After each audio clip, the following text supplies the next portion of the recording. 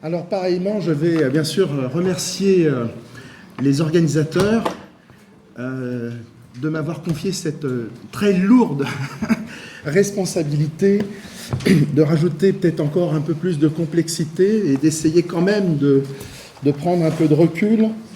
Donc je suis le grand témoin, pas par la taille bien sûr, mais ce que j'aimerais surtout, c'est que tous ici, vous soyez de grands témoins. Ce qui veut dire il faut, pour être témoin, il faut observer. Il faut regarder, observer. Et de ce que nous a dit, je crois, le président ici, si j'ai bien compris, dans cette pièce, c'est l'espace éthique.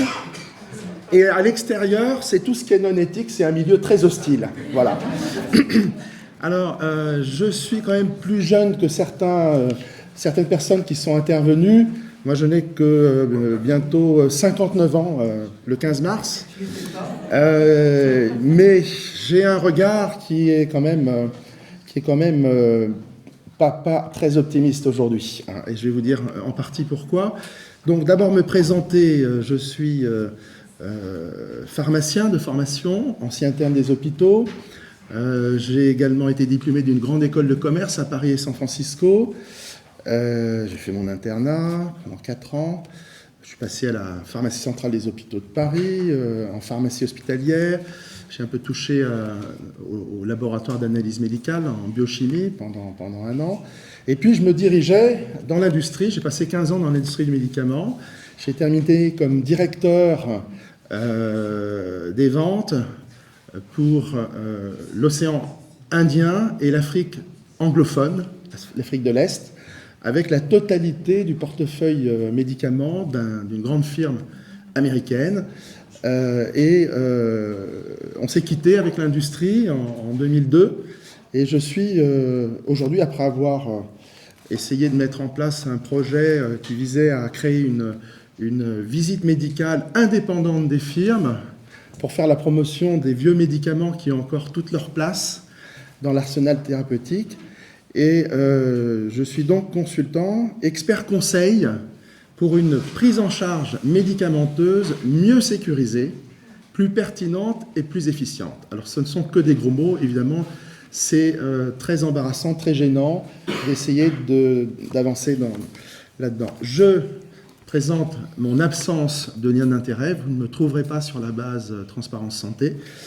Je suis membre de l'association Formindep, qui milite pour une formation et une information médicale indépendante de tout autre intérêt que celui de la santé des personnes.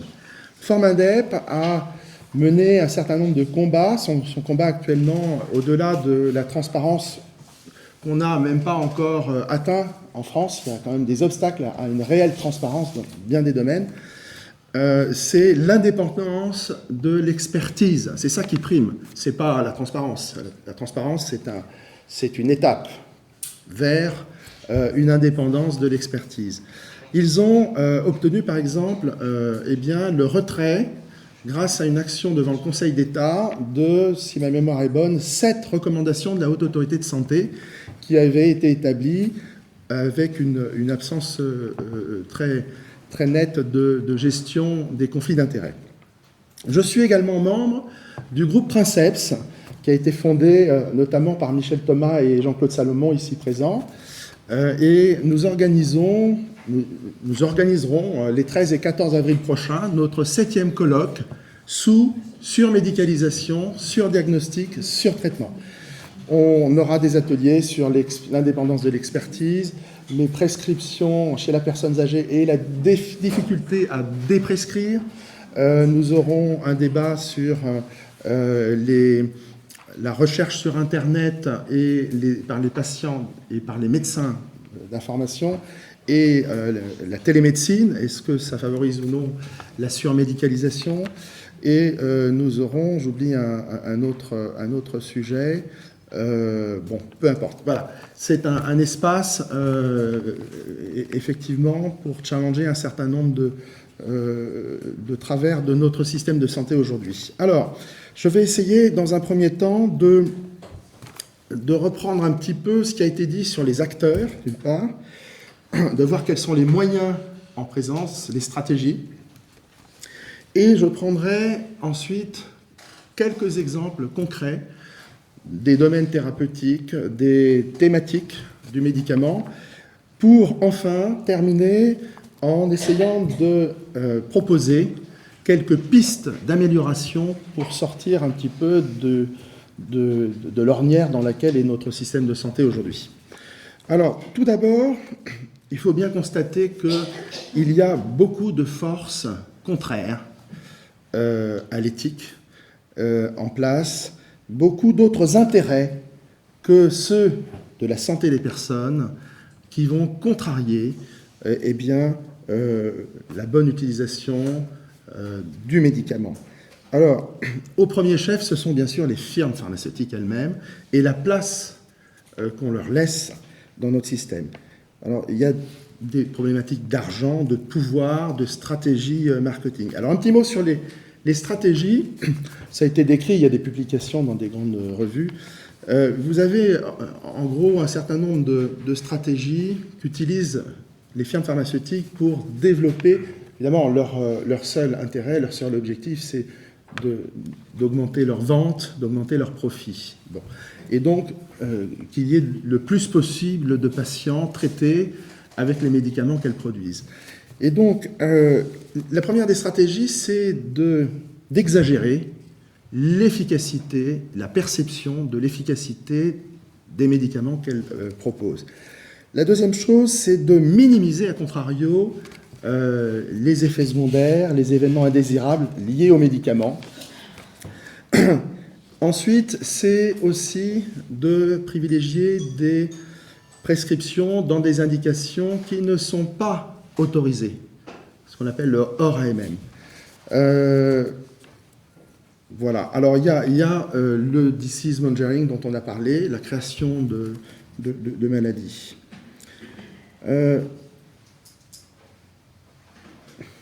Les firmes sont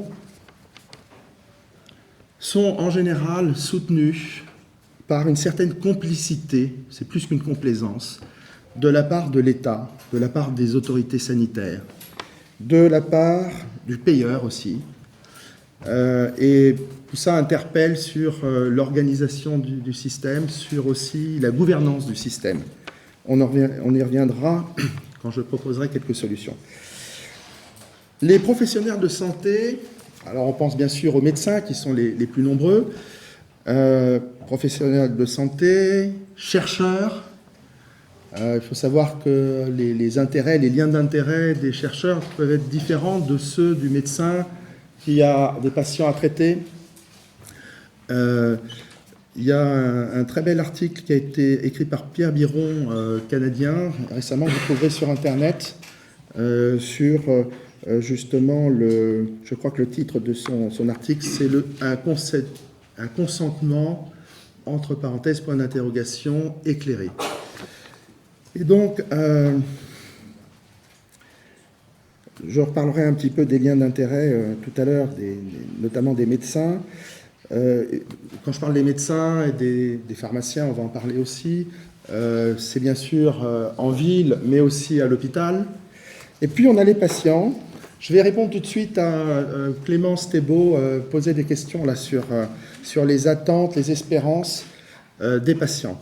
Alors, je voudrais dire deux choses très rapidement. C'est quand on regarde des enquêtes qui ont été faites auprès de patients cancéreux, avec une maladie avancée, métastasée, dans des cancers qui tuent aujourd'hui, et que l'on recueille leurs opinions, et que l'on constate qu'ils sont 70 ou 80% à penser que la chimiothérapie qu'ils reçoivent à titre compassionnel va les guérir, c'est quand même très interpellant. Ça veut dire que, quelque part, le patient n'est manifestement pas informé correctement et loyalement.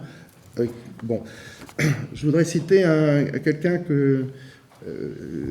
qui est un pneumologue de renom qui nous disait, il y a quelque temps, l'unité d'œuvre chez un PUPH dans les hôpitaux universitaires, l'unité d'œuvre, c'est le nombre de patients inclus dans les essais multicentriques randomisés internationaux.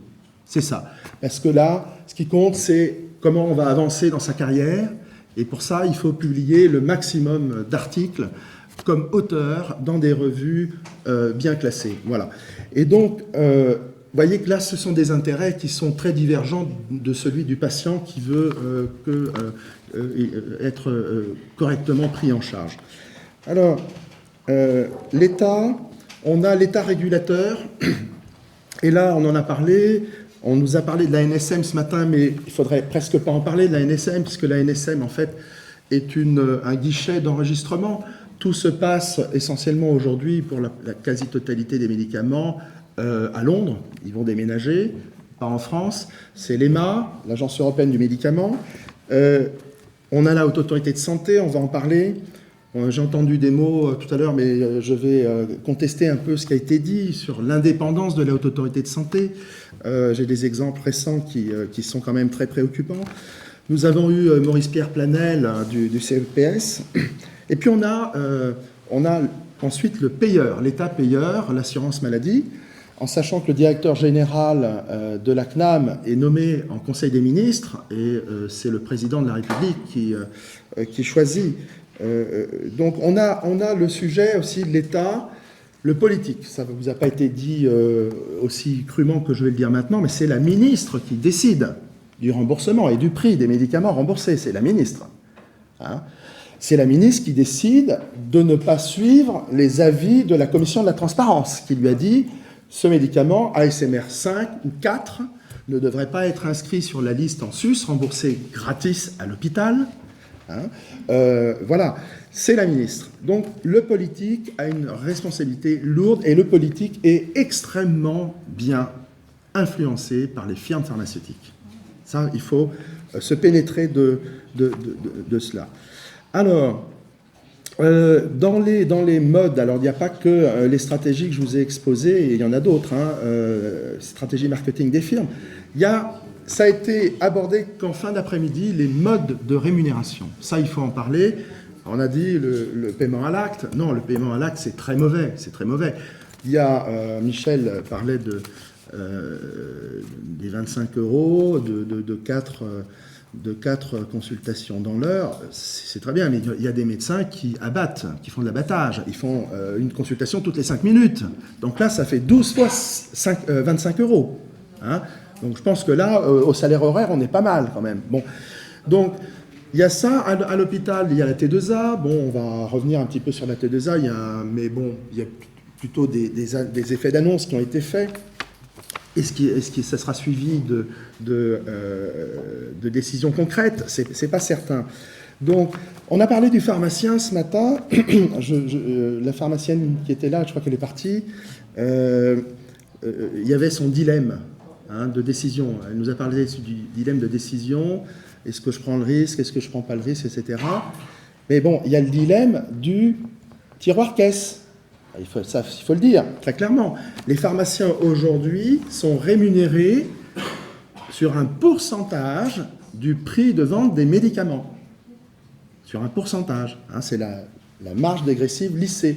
Ce n'est pas les produits d'automédication, les produits de soins de bien-être qu'il y a en accès libre dans la partie accessible au public de la pharmacie. Non, c'est le médicament de prescription sur ordonnance, et c'est une part de leur chiffre d'affaires. Alors évidemment qu'avant de refuser de délivrer une boîte d'un anticancéreux à 2000 € la boîte pour chaque mois, vous comprenez qu'il y a quand même un intérêt autre que celui de la santé du patient. Bon.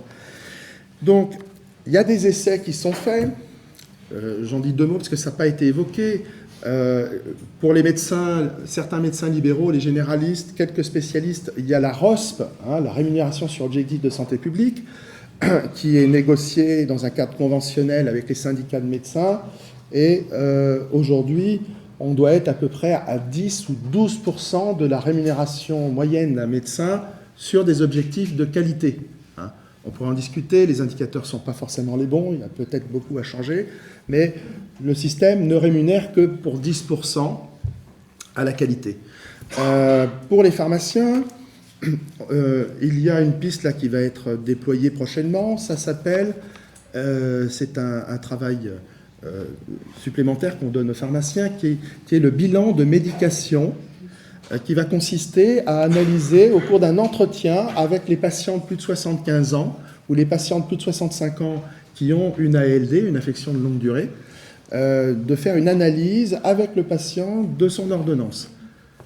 Aucun objectif concret de diminution, de réduction du nombre de lignes, aucun objectif d'interruption de traitement dit particulièrement iatrogène chez la personne âgée, n'a été acté. Vous voyez, bon, voilà, le genre. Ça, c'est un sujet qui va être récurrent dans ce que je vais vous dire. Je vais essayer de ne pas dépasser non plus mon temps de parole, qui est de 20 minutes normalement, que j'ai déjà dû bien entamer. Et donc, on a, soi-disant, des autorités de régulation qui sont là pour essayer de tempérer et de faire en sorte que l'efficience, la pertinence, la sécurité des soins s'améliorent. Bon, mais en réalité, il ne se passe rien.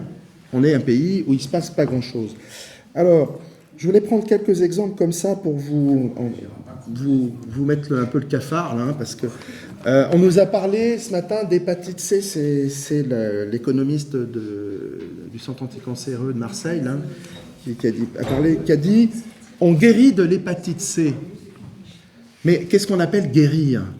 Le critère de jugement d'efficacité de tous ces médicaments jusqu'à présent, c'est quoi?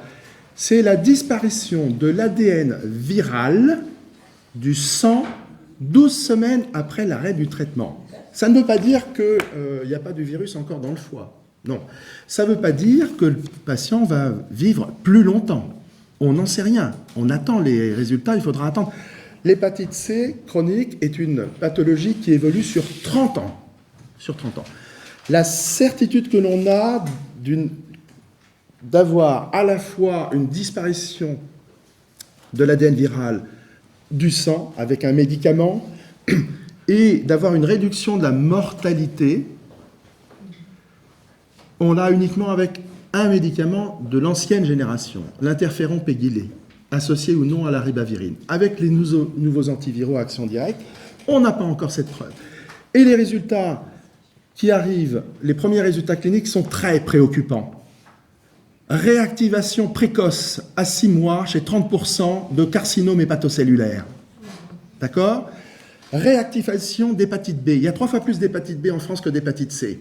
Quand on a 2 virus à traiter, voire 3 quand il y a en plus le virus HIV, c'est très complexe. Donc, propager le discours mensonger par omission, s'ils ne vous ont pas dit que ce qui était prouvé, en fait, quand ils disent guérissent, c'est une hypothèse. On est encore à l'état d'hypothèse aujourd'hui.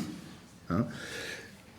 Propager dans les médias les discours des hépatologues qui défilaient dans les conseils de direction, les comités de direction des firmes pharmaceutiques, dont Gilead, pendant l'élaboration du rapport ministériel que Madame Marisol Touraine a pris comme ça. Il y avait, bon, on n'aura pas le temps, c'est pas ici le lieu, ce matin une question sur les indications réellement démontrées dans l'hépatite C. Bon. L'AMM, alors ça me permet d'avancer un petit peu sur une idée, c'est dans la chaîne du médicament qui a été proposé comme filigrane, on avait donc, et ce qui a bien été explicité ce matin, vous avez l'enchaînement, d'abord l'ANSM qui va évaluer le rapport bénéfice-risque du médicament, en faisant abstraction totale de l'arsenal thérapeutique qui est déjà existant. C'est-à-dire qu'une des incohérences du système, et c'est quelque chose où on pourrait progresser, en modifiant ça, bien sûr, c'est, dans un premier temps, de ne pas regarder ce qui est déjà existant, hein, et de faire une autorisation de mise sur le marché avant de savoir s'il n'y a pas d'autres médicaments plus performants et moins chers. Vous voyez, les agences, la FDA, l'EMA, la NSM qui entérine en France, vont autoriser un médicament sur la base d'un rapport bénéfice-risque dans lequel les études cliniques sont, ça nous a été dit par Quentin Ravelli ce matin, sont construites par les industriels eux-mêmes pour démontrer quoi? L'efficacité. Le risque n'est pas présent puisque les essais pivots qui vont permettre d'avoir l'autorisation sur le marché ne permettent pas d'identifier l'ensemble des événements indésirables et des effets secondaires du médicament. Et ça, c'est après qu'on a de mauvaises surprises, en général. Et donc, je perds un peu mon fil. Donc, dans l'hépatite C, il y avait une révolution, pas thérapeutique, mais diagnostique. C'est celle qui a consisté à ne plus avoir besoin de faire des biopsies avec des trocars pour retirer un morceau de foie et regarder l'état de fibrose dans le foie. Aujourd'hui, il y a des appareils qui dérivent un petit peu de l'échographie qui permettent de mesurer l'élasticité sans être invasif. Et voilà. Et ça aurait permis, non pas de traiter, comme le disait ce matin, 15 000 patients par an, parce qu'il n'y a pas besoin de traiter avec ces médicaments horriblement chers, qui n'ont pas démontré une supériorité sur des critères durs de morbimortalité. C'est-à-dire que non seulement on ne sait pas s'ils allongent la vie, mais on ne sait pas s'ils vont faire reculer l'évolution dans la cirrhose, on ne sait pas si on va éviter des greffes de foie, on ne sait pas tout ça. Hein. Et donc voilà. Deuxième exemple, je vais être plus rapide sur le deuxième exemple, et je vais simplement énoncer, mais j'ai publié sur des sites internet qui sont actuellement menacés par Microsoft, qui va débrancher ses serveurs le 31 mars. Donc j'essaye de les déménager, j'espère que je vais y réussir. J'ai publié une série de dossiers, notamment sur les médicaments du traitement de fond de la polyarthrite rhumatoïde. Les rhumatologues, je pèse mes mots, ont confisqué depuis plus de 20 ans maintenant la meilleure option thérapeutique dans le traitement de fond de la polyarthrite rhumatoïde à leurs patients, à leurs collègues quand ils sont PUPH et qu'ils font des conférences dans les congrès de la Société française de rhumatologie, par exemple. Cette meilleure option, c'est une association triple de 3 médicaments qui coûtent très peu cher, qui sont des médicaments conventionnels et qui n'ont pas les inconvénients en termes d'infections sévères, voire de cancer, que les immunothérapies anti-TNF-alpha, notamment pour les citer, mais il y en a d'autres qui arrivent sur le marché. Voilà. Les liens d'intérêt sont massifs, sont systématiques. J'ai fait une analyse exhaustive sur le département où je suis domicilié, sur les 96 co-investigateurs d'une publication publiée dans le JAMA. Les seuls rhumatologues qui n'ont pas de lien d'intérêt avec les firmes sont ceux qui ne sont pas en situation de recevoir en consultation des patients qui débutent une polyarthrite rhumatoïde. Ensuite, on va parler, on en a parlé ce matin, le Keytruda, les nouvelles immunothérapies du cancer. Songez que le Keytruda, qui a obtenu la première ligne dans certains cancers du poumon, dans cette indication-là, le coût de traitement annuel est de 93 000 €. Quand on regarde les taux de mortalité à 1 an et à 2 ans, à 2 ans, c'est même pas ce qui a été publié dans une revue médicale, c'est dans le communiqué de presse du laboratoire MSD. À 2 ans, on a 15% de gain absolu de survie, c'est-à-dire c'est la différence entre le groupe traité par Keytruda et le groupe traité par la chimiothérapie classique, qui est une médiocre d'ailleurs. Il faut aller dans les pages suppléments de l'article pour avoir l'information, ce n'est pas évidemment dans la publication. Et ça permet ceci de calculer le nombre de patients à traiter pour éviter un décès après 2 ans de traitement. C'est 6, ça veut dire qu'il y a 5 patients tels que le seuil a été défini pour le biotest compagnon du Keytruda, qui va permettre de dire, il faut en fait actuellement que seulement 50% des cellules de la tumeur expriment le gène PD1 ou PDL1 pour que le patient soit éligible au traitement. Dans ces conditions-là, on traite 5 patients inutilement pour un patient qui va bénéficier d'un sursis de 12-18 mois, on ne sait pas encore, mais il n'aura pas une vie éternelle non plus. Hein. Voilà, et pour un coût de 550 000, un coût supplémentaire par rapport au traitement classique de 550 000 euros. Est-ce qu'on a la capacité en France de financer? Je dis non, je dis on va dans le mur aujourd'hui. La ministre, Madame Buzyn, ce matin, c'est Étienne, j'ai oublié son... Voilà, Noguès, qui a dit on rembourse tous les médicaments. Madame Buzyn a ajouté dans une interview télévisée récente à n'importe quel prix. Elle a dit je suis prête à rembourser à n'importe quel prix. Alors, comment ne pas aller dans le mur? Je ne développe pas, je dis simplement les axes de travail. Hein. Alors, il faut travailler sur la décision médicale partagée, hein, le consentement éclairé. Il faut éviter de surestimer la demande de prescription médicamenteuse de la part du patient. Dans les antibiotiques, ça a été évalué, ça, très sérieusement. Les médecins surestiment, mais d'un facteur 2, 3, d'une façon colossale, l'attente réelle du patient. Si le médecin explique, prend le temps de le faire, pourquoi il a pris la décision de ne pas prescrire un antibiotique, le patient ressort satisfait de la visite, de la consultation. Il faut revoir l'organisation de la chaîne du médicament. Alors, je l'avais un peu esquissé là. Il faut qu'on fasse l'évaluation du rapport bénéfice-risque en même temps que l'évaluation comparative avec l'arsenal déjà existant, c'est-à-dire la valeur thérapeutique supplémentaire qu'apporte le nouveau médicament. Bon, il faut bien sûr qu'aujourd'hui, mais ça c'est le législateur qui est maître là-dessus, hein, revoit les exigences pour obtenir l'autorisation de mise sur le marché. Il ne faut plus accepter d'études versus placebo. Il ne faut plus accepter d'études versus comparateurs médiocres. Il ne faut plus accepter des études sur les maladies graves qui portent sur des critères indirects de jugement. Il faut prendre la survie, toute cause, il faut prendre l'amélioration de la qualité de vie, qui est pratiquement jamais évaluée. Il faut une construction indépendante des essais cliniques. Ça, c'est Quentin Ravelli qui l'a dit ce matin. C'est pas normal que ce soit le producteur qui définisse. C'est un peu comme Volkswagen, hein, finalement. Ils vont tous tricher. Hein. Alors, il faut lutter contre l'embellissement des publications, des résultats. Là, il y a quelqu'un en France qui fait un travail remarquable là-dessus, c'est Hervé Maisonneuve, qui tient un blog. Je vous conseille de lire ce qu'il écrit.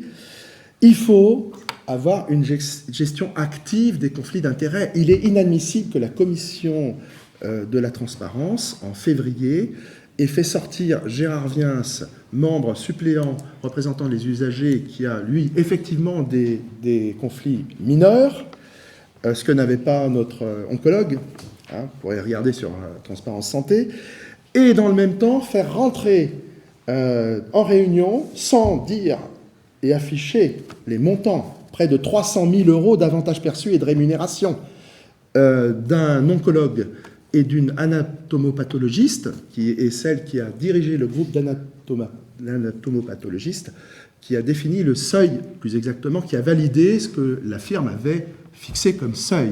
Parce que le Keytruda, c'est déjà pas mal, il y a un seuil, mais les autres immunothérapies du cancer sont autorisées aujourd'hui, l'Opdivo et d'autres, sont autorisés sans aucun seuil. Sans aucun seuil, c'est absolument hallucinant. Et on a des nombres de patients traités inutilement. Bien sûr que les firmes ont tout intérêt à ce que le test rende éligible le maximum de patients. Alors, je vais très vite. Il faut un contrôle renforcé des prix et des coûts. On a parlé ce matin d'innovation incrémentale. Et moi, j'aime opposer à cette innovation incrémentale l'augmentation de prix qui est, elle, monumentale. Voilà. La régulation en France, il n'y en a pas. On vous a parlé un peu en fin d'après-midi, un peu ce matin, les CALI, hein, et on vous a parlé d'opposer l'égalitarisme en France et l'utilitarisme au Royaume-Uni, par exemple, avec les CALI. C'est tout simplement l'utilitarisme, c'est tout simplement se dire on met le curseur où, en France, c'est no limit. No limit. On le voit, Madame Buzyn est prête à rembourser à n'importe quel prix, mais c'est de la folie. Il faut revenir à de la raison quand même. Est-ce que éviter un décès pour 550 000 € en traitant inutilement 5 patients sur 6, est-ce que c'est une bonne chose? Je pose la question. Bon, c'est pas sur les notices de médicaments, c'est pas inscrit dans le RCP tout ça. Hein. Les patients ne sont pas loyalement. Quel oncologue va dire, qui prescrit du Keytruda, monsieur, vous n'avez pas plus de chances d'avoir un sursis de 12 à 18 mois hein, que de faire un 6 en lançant un dé. Est-ce qu'on a posé la question au patient? Le patient n'est même pas invité aux réunions de concertation pluridisciplinaire. Pas plus que son médecin traitant qui connaisse mieux le patient que ceux qui ne vont jamais le voir. Parce que dans les réunions de concertation pluridisciplinaire, il y a un tas d'oncologues, de radiologues, d'anatomopathologistes. Ils ne verront pas le patient. Hein. Bon, non, c'est pas sérieux. Alors, pour terminer... Ah oui, quelque chose qu'il faut que je dise impérativement. Quentin me le demandait d'ailleurs ce matin. J'ai travaillé pour des caisses primaires d'assurance maladie sur des campagnes expérimentales de maîtrise médicalisée, de visite de leurs délégués de l'assurance maladie chez les médecins. Et on a eu des résultats vraiment exemplaires. Hein, des résultats, par exemple, sur les antibiotiques, on a fait augmenter la prescription de l'amoxicilline dans un panier de 19 antibiotiques qui était tombé à 19,6% à 36,4%. 77% d'augmentation. Bien sûr, les autres antibiotiques avaient fléchi puisque c'était en patientèle. Bon, ces campagnes ont été interdites par la CNAM. J'ai reçu, enfin, j'ai pas reçu moi, mais les directeurs de caisse ont reçu un mail du bras droit du directeur de la CNAM de l'époque, qui était Frédéric Van Breukelen. Son bras droit s'appelait monsieur Olivier de Cadeville. Il a été promu, il est maintenant directeur de l'ARS Bretagne. Hein. Et donc le mail disait en substance, vous avez reçu des offres de service d'un consultant, M. François Testi. Il est vrai qu'il y avait 17 caisses qui étaient prêtes à démarrer avec moi, en plus de celles de la région Languedoc-Roussillon. Et nous vous demandons de ne pas y donner suite favorable. J'ai rencontré le directeur général de la Sécurité sociale, Dominique Libaud, actuellement directeur de l'école nationale supérieure de sécurité sociale, qui, lorsque j'ai demandé si il pouvait parler en bien de mes expériences, m'a dit, mais je le ferai, mais sachez qu'il est directeur de la sécurité sociale, il dépend de 4 ministères, et normalement, c'est lui qui établit la feuille de route de la CNAM dans ce qu'on appelle la convention d'objectifs et de gestion. Il y en a une pour 4 ans qui va commencer à être négociée. Et malheureusement, il m'a fait un aveu d'échec. Hein. Malheureusement, il m'a dit je le ferai, mais sachez que la CNAM a un certain degré d'autonomie. Voilà. Bon. Et donc, aujourd'hui, on saurait comment faire. On ne le fait pas. C'est-à-dire que vous avez 1000 délégués de l'assurance maladie qui voient les médecins, mais les visites ne sont pas répétitives sur le même sujet avec le même médecin, sont mal ciblées. Le contenu des visites n'intéresse pas, on n'apprend rien aux médecins. Alors, ils s'interdisent de présenter des études cliniques. Mon Dieu. Mais bon, ça pourrait faire l'objet d'un colloque, hein, rien que ça. Donc, je passe, mais je voulais le signaler parce que Quentin Ravelli ne l'aurait pas pardonné. En France, alors il faudrait modifier, donc effectivement je conclue avec ça, les modes de rémunération des médecins à l'hôpital, la T2A, il faut modifier ça. La liste en sus est très très mal gérée. Hein. Alors il y a un dossier que j'ai lu ce matin en venant, qui a été sorti le 28 février par la CNAM, qui est formidable. Parce que la CNAM est très bonne dans le constat, pas dans l'action. Mais dans le constat, elle est excellente. Et donc, c'est une analyse de ce qu'on appelle les prescriptions hospitalières de médicaments exécutées en ville. C'est énorme. Ah oui, alors, je voulais contester, c'était un de mes objectifs, je termine par là, l'affirmation péremptoire de M. Maurice-Pierre Planel ce matin, les dépenses sont maîtrisées. Alors, voilà des dépenses qui ne sont pas maîtrisées. La CNAM, plus 8% en moyenne annuelle depuis 12 ans, entre 2004 et 2016. Donc ce sont les médicaments prescrits essentiellement par des médecins spécialistes en consultation à l'hôpital, chez un malade qui vient en consultation et qui repart, et qui va aller, avec son ordonnance, chercher ses médicaments en officine de ville. Là-dedans, on a des anticancéreux Péros, on a les seringues injectables en sous-cutané pour la polyarthrite rhumatoïde, aussi cher. On a un certain nombre de ces médicaments-là. Excuse-moi d'interrompre, mais à l'hôpital, ils ont aussi une méthode, c'est que pour pas que ça impacte de budget sur l'hôpital, ils font des ordonnances de sortie aux patients quand ils sortent le week-end. Voilà. Donc au lieu que ce soit pris à Alors, la pharmacie centrale, c'est compté là-dedans. Tout à fait, c'est compté là-dedans, comme toutes les ordonnances. Non mais aussi comme toutes les ordonnances de sortie d'hospitalisation et celles qui sont faites au service d'accueil des urgences. Bon. Ces prescriptions hospitalières exécutées en ville de médicaments, c'est sans doute de l'ordre de 7 milliards d'euros en 2017. On n'a pas encore les chiffres, ils ont analysé 2016. Là. C'est-à-dire que c'est plus que la somme des dépenses de médicaments rétrocédés, où on va trouver les médicaments, les antiviraux action directe, et de la liste en sus, où on a 1,5 milliard d'anticancéreux et 1,5 milliard d'autres médicaments.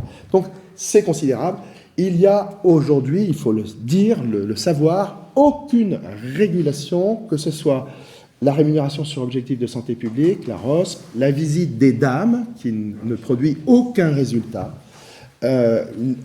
Dernier, et j'arrête, c'est promis, Madame Buzyn, le 14 novembre 2017, a fait une conférence pour introduire un colloque qui était la pertinence du concept à l'action, et elle a promu la pertinence. 3 jours plus tard, le 17 octobre, cédant au lobby pharmaceutique indirectement qui s'exerçait sur les fédérations hospitalières, elle a repoussé de 2 ans, en 2020, les sanctions qu'auraient pu prendre les agences régionales de santé dans le cadre des contrats d'amélioration de la qualité et de l'efficience des soins. Voilà. Donc, la régulation, il n'y en a pas. C'est faites ce que vous voulez, on rembourse tout à n'importe quel prix. alors c'est quoi la nouvelle norme? Non, je pense que là, il faut s'arrêter. Alors, on s'arrête.